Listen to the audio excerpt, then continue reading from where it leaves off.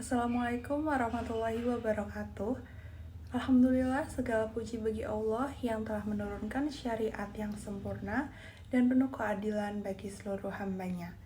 Salawat dan salam semoga selalu tercurah kepada Nabi Muhammad SAW, keluarga, sahabat, dan seluruh pengikutnya hingga akhir zaman. Pada kesempatan kali ini, izinkan saya, Kila Aulia Meka dengan NIM terakhir 105, mengambil pelajaran dari salah satu cabang ilmu penting dalam Islam, yaitu ilmu faraid, atau pembagian harta waris, sebagaimana dijelaskan dalam kitab Al-Faraid, serta penjelasan tentang wasiat. Jamaah yang dirahmati Allah, ilmu faraid adalah bagian penting dalam syariat Islam. Bahkan Rasulullah SAW menyebutkan bahwa faraid adalah separuh dari ilmu, dan umat Islam diperintahkan untuk mempelajarinya. Mengapa begitu penting? Karena pembagian waris sering menjadi sumber perselisihan keluarga. Padahal Islam sudah memberikan aturan yang lengkap agar harta dibagi secara adil dan tidak menimbulkan permusuhan. Lalu, apa sih macam-macam ahli waris? Jadi dalam kitab Al-Faraid dijelaskan bahwa ahli waris dibagi menjadi dua kelompok. Yang pertama ada ahli waris laki-laki yang berjumlah 10 golongan. Di antaranya ada anak laki-laki, ayah, saudara laki-laki, paman, suami, serta maula al-muqtid atau tuan yang telah memerdekakan seorang budak. Lalu yang kedua ada ahli waris perempuan yang berjumlah 7 golongan, seperti anak perempuan, ibu, nenek, saudara perempuan, istri, dan maulatul muktikah, yaitu wanita yang memerdekakan budak. Masing-masing memiliki hak sesuai kedekatan hubungan. Dalam Al-Quran, terutama surah An-Nisa ayat 11, 12, dan 176, Allah telah menetapkan 6 kategori pembagian waris. 1/2 itu untuk anak perempuan tunggal, saudara perempuan tunggal, atau suami jika tidak ada anak.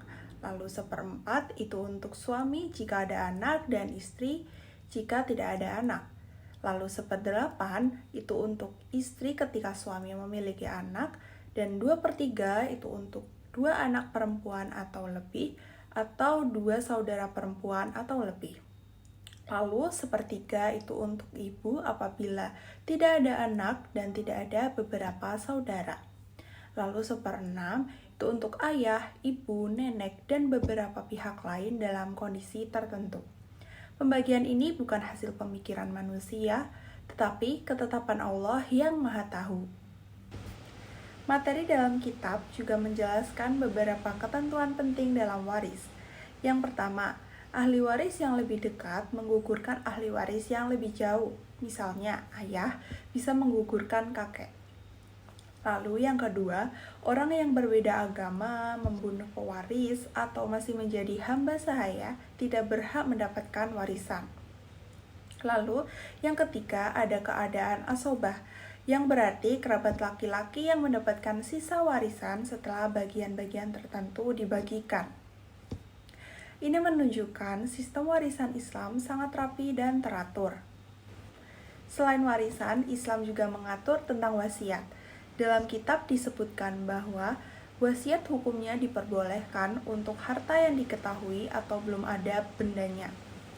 Lalu yang kedua, wasiat boleh diberikan maksimal 1/3 harta, kecuali jika ahli waris merelakan untuk lebih. Lalu, tidak boleh berwasiat untuk ahli waris, kecuali atas izin seluruh ahli waris. Lalu, yang sah diberikan wasiat adalah orang Islam, balik, berakal, merdeka, dan dapat dipercaya. Wasiat itu adalah bentuk kebaikan terakhir dari seseorang sebelum meninggal. Jamaah yang dimuliakan Allah, dari penjelasan ini kita mengetahui bahwa syariat Islam itu menjaga hak setiap anggota keluarga, baik laki-laki maupun perempuan. Lalu tidak ada harta yang diberikan tanpa aturan, dan tidak ada ahli waris yang dizolimi. Serta wasiat dan warisan itu menghindarkan perselisihan dan menjaga silaturahmi. Ini membuktikan bahwa hukum Allah adalah hukum yang paling adil. Dari penjelasan ini dapat kita simpulkan bahwa pembagian waris dan wasiat dalam Islam bukan hanya perkara administrasi, tetapi bagian dari ibadah dan ketaatan kepada Allah. Syariat telah mengatur dengan sangat rinci siapa saja ahli waris dan berapa bagian masing-masing, serta bagaimana wasiat boleh dilakukan.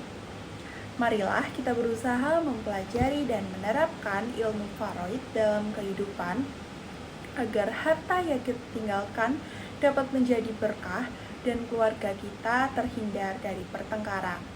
Semoga Allah memberikan kita pemahaman, keikhlasan, dan kemampuan untuk menjalankan syariatnya dengan sebaik-baiknya. Segitu saja dari saya. Wassalamualaikum warahmatullahi wabarakatuh.